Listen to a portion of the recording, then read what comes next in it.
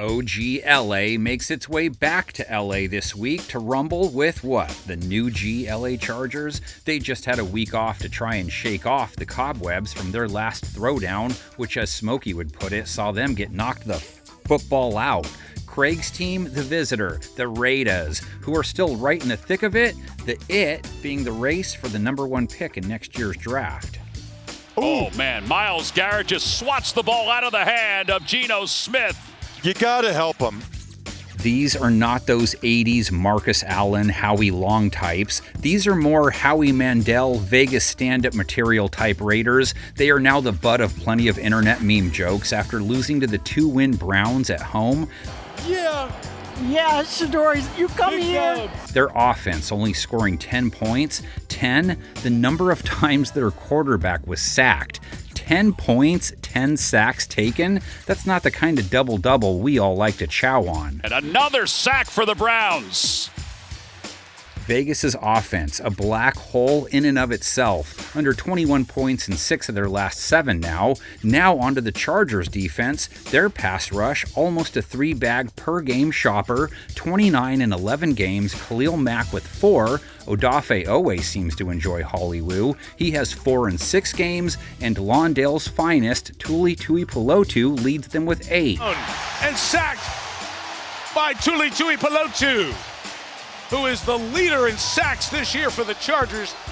When it comes to Janet's question, what have the Bolts defense overall done for me lately? The whole team really is a tale of 3 of the last 4 have been good, the 4th one the dud. For example, the Chargers have held 3 of their last 4 opponents under 21 points. Then 35 points to Jacksonville. To the end zone, Tim Patrick. And the Jacksonville Jaguars starting to flex. The secondary Geno faces didn't struggle with Randall Pink Floyd, though. They've held steady versus the pass for the most part, under 155 yards in 4 straight, rating up at the top shelf with the expensive stuff.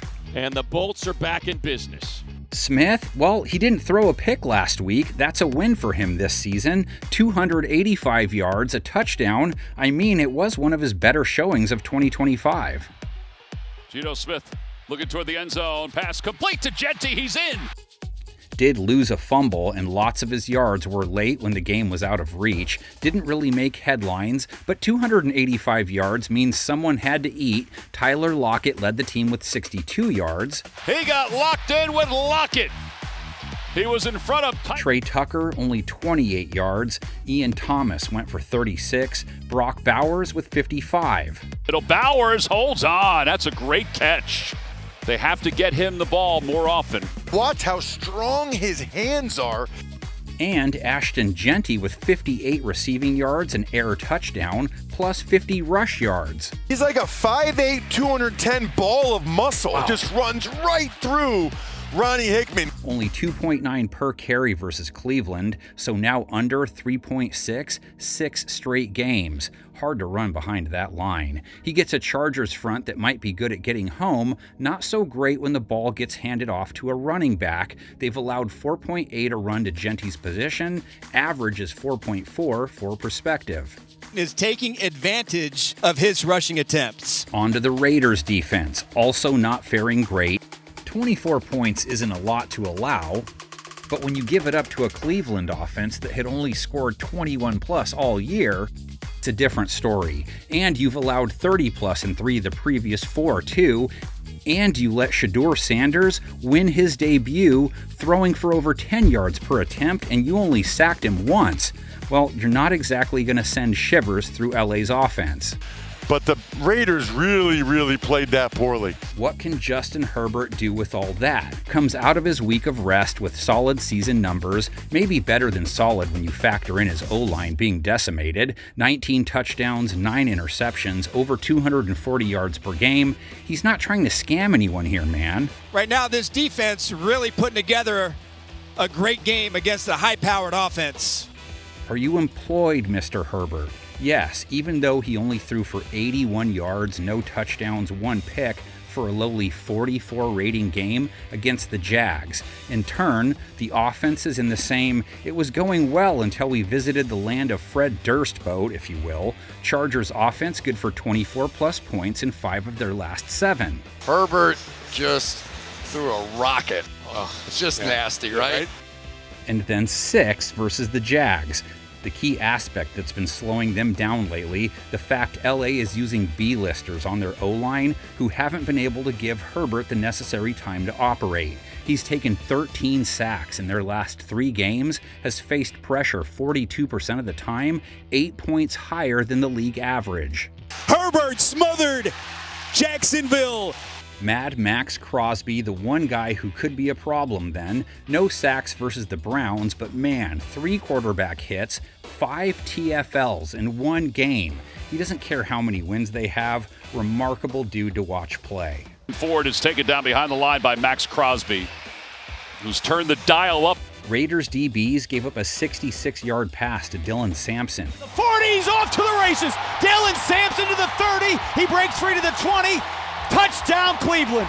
A 52-yard pass to Isaiah Bond. Isaiah Bond, what a bomb from Shedeur Sanders. A 39-yard pass to Jerry Jeudy. They played Sanders well aside from those 3 throws.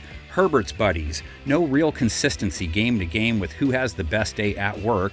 Ladd McConkey leads them in yards with 644. And then you know what else did it? The lad did it. Keenan Allen leads them in receptions with 56. Just a great catch, great hands, as good as it gets. But you look at this. Quentin Johnston leads them with touchdowns with 6.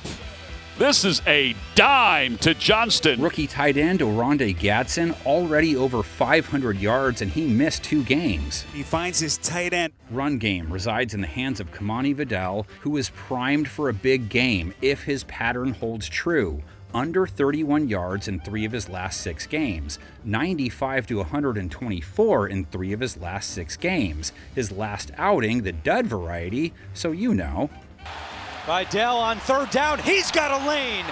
He gets a Raiders rush defense that gave up 2 touchdowns to Quinshon Judkins, held him to 2.9 a run though, just 47 yards, and they've held Vidal's position to 3.9 per attempt for the year, so strong down low at least.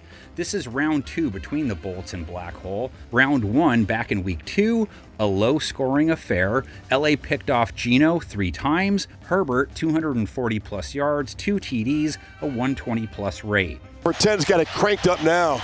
Chargers have taken Vegas 3 straight, 4 of the last 5. We hit their 1980 playoff meeting back in week 2, so now it's time to revisit that 1978 game that led the NFL to change the rules in the aftermath. Every NFL fan should be well versed with the holy roller game. If you're not, now you will be. Hank Bauer has put the Chargers out in front again. We did not beat the Raiders very often. This was a chance for us to put a W up there on the board. 10 seconds to go in this 20-14 ball game. Stabler back to throw. Stabler now being harassed for the first time and gets rid of the ball. Ball is loose, still loose. Picked up, kick into the end zone.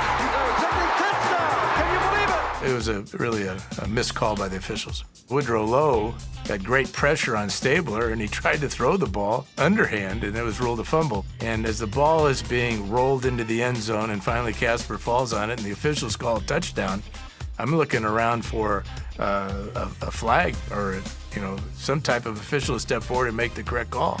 This one will be relived forever.